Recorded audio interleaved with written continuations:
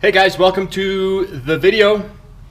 In this video, I've just got a whole slew of things that I'm trying to get done, and I'm trying to build this chassis and have some fun with my Baja bug before I take it apart at the same time. And it's not really working out too well because, like you guys, I'm working a full-time job, so in the limited spare time that I have, I'm kind of having to pick between play with the Baja or build the chassis, and I want to do some of them, although lately I've been focusing a little bit more on the chassis.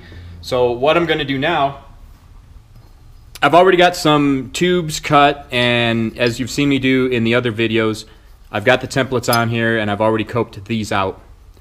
So these pieces are ready to go on the chassis. But before I do that, I'm going to cut out some more. I've already printed out the templates, so I need to go down into the basement, cut the tube, wrap the templates, take some measurements, come back up here, cope them out.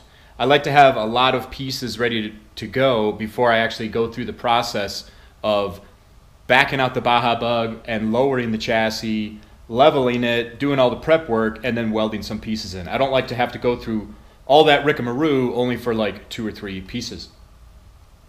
I've noticed lately, because in the last video I did the cab portion of the chassis, and although this is the skeleton chassis and I'm trying to keep it fairly lean, the cab portion actually needs some triangulation because I can actually feel it give a little bit just as I'm climbing in and climbing out, and I don't want to have any chance of it bending or coming out of alignment a little bit while I'm working on it. So I'm putting some triangulated pieces in the cab portion of the chassis to give it some strength. Last weekend I made the seat mounts for the chassis, and number one, that took a ridiculous amount of time, which is really weird because when I made the seat mounts for the Baja bug, those took a ridiculous amount of time as well. So apparently I struggle with seat mounts. I don't know why, but I did take my time. They took a lot of my time, but I'm really happy with them. They're very accurate. Although, to be honest with you, I'm not sure I sat in them yet. I should do that before I go much farther with this. But anyways, I spent a bunch of time over the weekend working on the seat mounts. In doing that, I grabbed the seats out of the bug I have, and I unbolted them because I needed them to take measurements and whatnot. In addition to that, a couple of weeks ago, the wife and I went on vacation, and I grabbed the GPS unit out of the bug, so that's in the Jeep right now. And as I've been taking measurements and whatnot, I've got the one-piece front end unbolted from the Baja bug. And I've got a little trip that I want to do with the Baja bug probably this coming weekend. So what I'm hoping to get done today, and I probably won't, but this is my plan, is to go finish laying out the pieces of tubing in the basement for the tube chassis, then come up here, cope those out, lay the chassis down, level it, do all that, tack those pieces in, and then grab the GPS unit from the Jeep, put it back into the bug, bolt the seat rail in, bolt the seats in, and then bolt on the one-piece front end. Because at that point, the bug is once again roadworthy, and then I can start planning that trip for this weekend. So that's the plan for today. Let's see how much we can get done starting right now. Let's go in the basement and lay out those tubes. So here's the templates. I already printed them out. I already through the Bentech software selected the pipes that I'm gonna be laying out, printed them out, put my notes on there, and cut them out. So those are ready to go.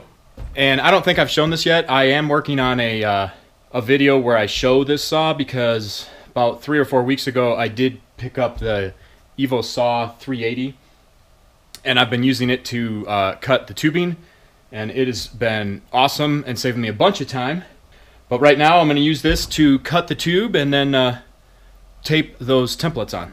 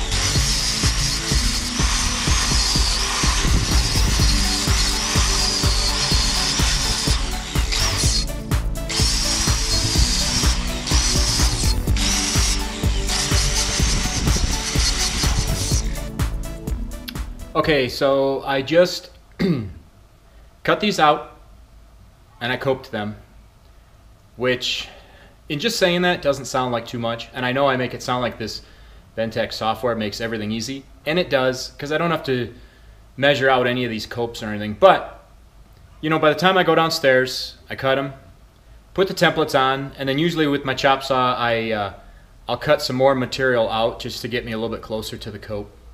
And then, as you saw, I always wash them so that the steel is nice and clean while I'm working with it.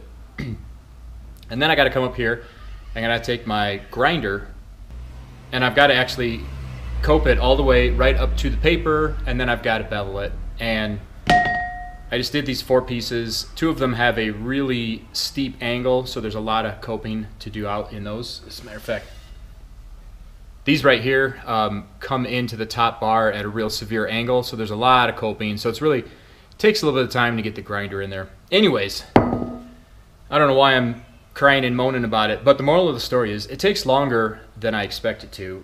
And so right now, I wanted to do this all in the evening, but I don't have the steam in me to lay this down. And the only reason is I've got 1, 2, 3, 4, 5, 6, 7, 8, 9. I've got 9 bars to put in there. And even though these are all pretty straightforward, like this one here, the driver's door bar,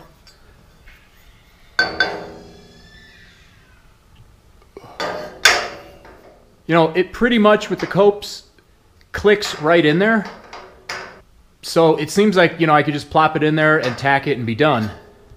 But you know I can't do that. You know, I'm going to have to set it down. I'm going to have to level the base.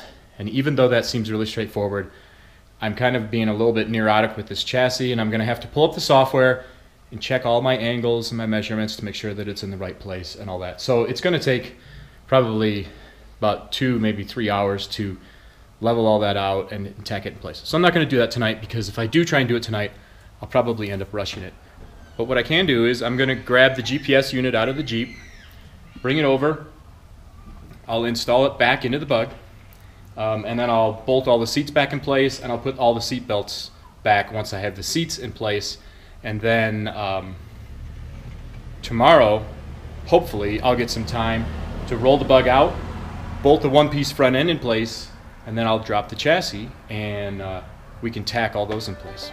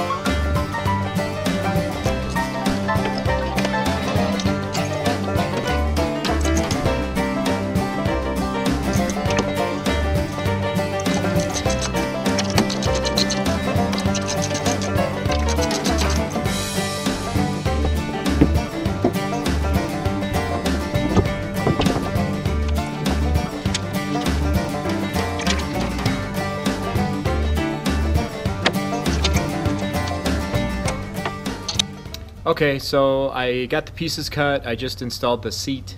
I installed the seat belt, and I installed the GPS unit. I still need to tighten down the 1-piece front end and plug in the wiring harness for it. I'll do that tomorrow, because tomorrow I'm hoping I can also lay down roll the bug out, lay down the chassis, and put all those pipes in, and finish up the video. I was hoping I could get it done today, but I usually bite off way more than I can chew. So we will pick this back up tomorrow.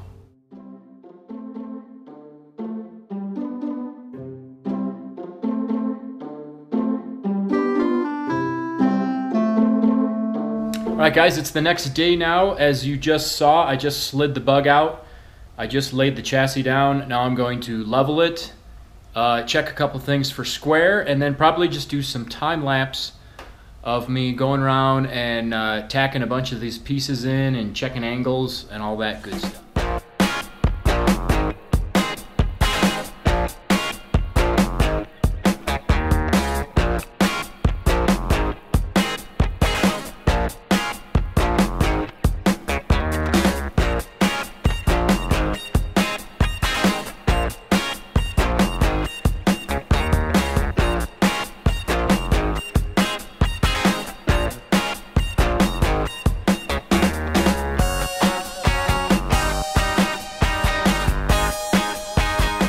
All right, that's it. I've got all those bars welded on. Let me show you what I welded on here. I added 2 pieces that triangulate the entire roof. I did that because I needed some really good strength up here. I was originally thinking about putting an access hatch or a sunroof up there, but I decided against that, at least for now. So I just put cross braces in there. I did get some tips on not putting a bar directly above my head. This is pretty much directly above my head. I did try and not put it there, but in order to not have it directly above my head, it would not have intersected at some other triangulation points. And maybe that would have been okay, but I really wanted to tie it into triangulation points, so it is directly above my head. Hopefully that doesn't result in a couple of concussions. I'll see how that pans out. I mean, if I have to move it, I can, but for now, this is what I went with. Then up in the windshield area here, I originally was thinking of not doing anything here. Then I was just going to do 1 bar up through the middle.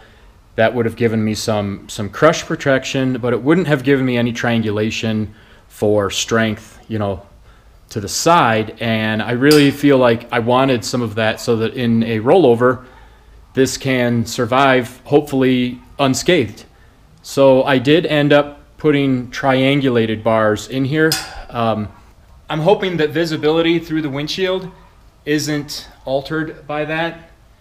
I mean, I'll see how it goes. It looks a little weird looking through here. But again, I wanted maximum triangulation, and if you notice, I tied these into where the triangulated bars tie in up here for some extra strength. This have to be one of those things. This is probably one of the last bars I'll solid weld in here, so that as I'm building the bug and sitting in here and checking things out, I can get a feel for if they're going to be visually in my way or not. But if I could leave them in here, that would be nice, because I think they add a lot of strength to it. And then I added these little pieces up here just because anywhere you can put a little kicker like this to help your weld, you greatly increase the strength. And I knew that I could just put these little pieces. These are only like 8 inches long. They don't block my visibility at all, but they will really strengthen this corner of the roof. You know, they're easy enough to draw up in the Bentec and have it just cut them out. So I went ahead and threw those in there. Oh, and then I added this bar going across. That was not in there before. And I added the pillars on the windows here because A, I wanted the strength, and B, this will give me a real feel of what it's like climbing in and out having this piece in there. So I threw those in there as well. Hopefully you saw in some of the time lapse me checking measurements, checking angles, trying to keep things as accurate as possible. It's still coming out very accurate. I occasionally have to make some minor modifications to the copes, but not very often, very minimal. So far it's really very accurate compared to the actual drawing in the Bentec. I am planning a cool trip with the bug this weekend. I just plotted it out. It's going to be like 115 miles, and it's going to take me to an area that I haven't been to yet on the trails, not even with my dirt bike. So that's going to be a fun adventure. That's why I've been trying to piece this together a little bit during the week, and I plan to take some video of that so I can share it with you guys. But other than that, that's it. I just wanted to show you some of what I've been doing. I feel like some of these tube frame videos could get a little bit boring, so I'm trying not to saturate you guys with them, but I'm trying to give you enough just so that you know where I'm at and what's involved in making a tube chassis like this. So thanks for watching the video, guys. I hope it's motivating you to go work on some of your own stuff. Some of you guys have been giving me comments. That's cool. And some of you guys have been asking me for dimensions and whatnot on some of this chassis before I have the final design, and that is not a problem. Go ahead and keep hitting me up either on Instagram or on YouTube, and I'll give you guys all the information that I can. And I hope to see you on the next video. Take care.